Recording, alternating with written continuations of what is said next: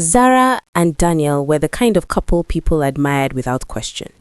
Their social media was filled with rooftop dinners, coordinated outfits, soft smiles, and captions that whispered perfection. Friends envied them, strangers admired them, and even family believed they had found something rare. But behind the carefully filtered photos and rehearsed happiness, their marriage was quietly unraveling. Inside their high-rise apartment, where city lights painted everything in gold, silence had become louder than any argument. Conversations were short, eye contact was rare, and the warmth that once defined their relationship had slowly faded into routine. Zara felt it first, the distance, the emotional absence, the way Daniel no longer really saw her. She missed the version of them that laughed over nothing, that argued passionately and made up even more passionately. Now, there was no chaos, no connection, just a quiet, suffocating emptiness that felt harder to escape than conflict ever did. Daniel, on the other hand, convinced himself everything was fine. As long as there were no fights, no dramatic confrontations, he believed things were stable. He buried himself in work, late nights at the office becoming his escape from a reality he didn't want to face. Success became his distraction, his justification, his shield. Meanwhile, Zara continued playing her role in public, posting anniversary pictures, smiling at dinners, accepting compliments about their perfect marriage. But every post felt heavier, like she was carrying a truth she couldn't say out loud. She began to question everything. Was it still love, or just fear of starting over? Was she staying because she believed in them, or because she didn't know who she would be without the life they built? The breaking point came one quiet night, when the silence between them felt unbearable. With a trembling voice, Zara finally asked the question she had been holding inside for months. "Are you even happy with me anymore?" Daniel froze, not because he didn't know the answer, but because he feared what honesty would destroy. After a long pause, he said the words that hurt more than anything else. "I don't know."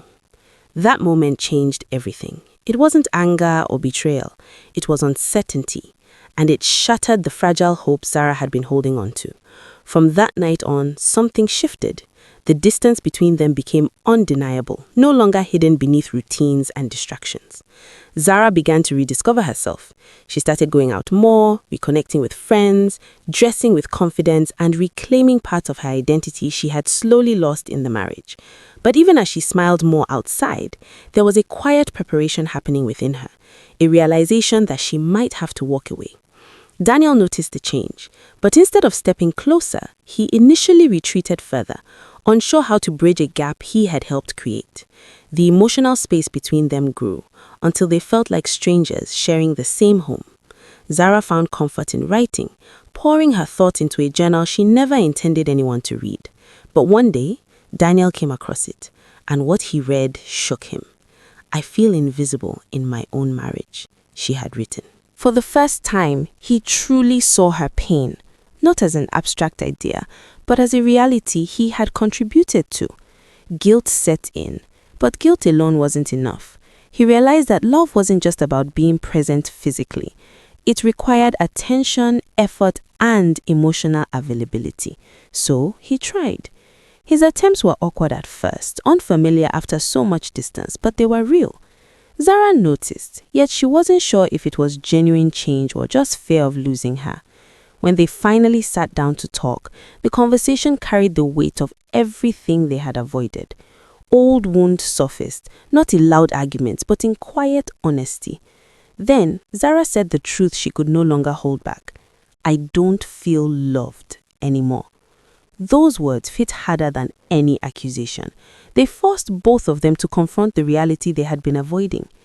Daniel apologized, this time sincerely, without excuses. But Zara knew that apologies alone couldn't repair what had been slowly broken over time. Trust needed consistency, not just words. Healing would require patience, honesty, and effort from both sides.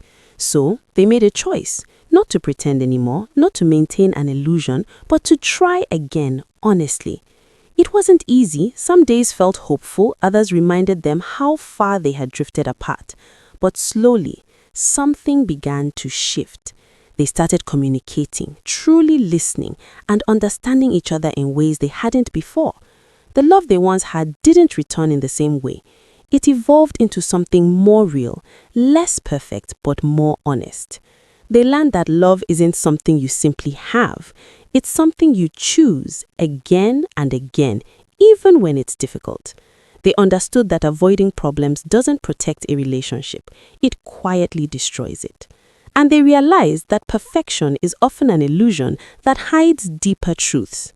Zara and Daniel didn't become the perfect couple people once believed they were, but they became real again. And sometimes that matters more. Because in the end, love isn't about appearances or curated moments. It's about connection, effort, and the willingness to face the truth before it's too late.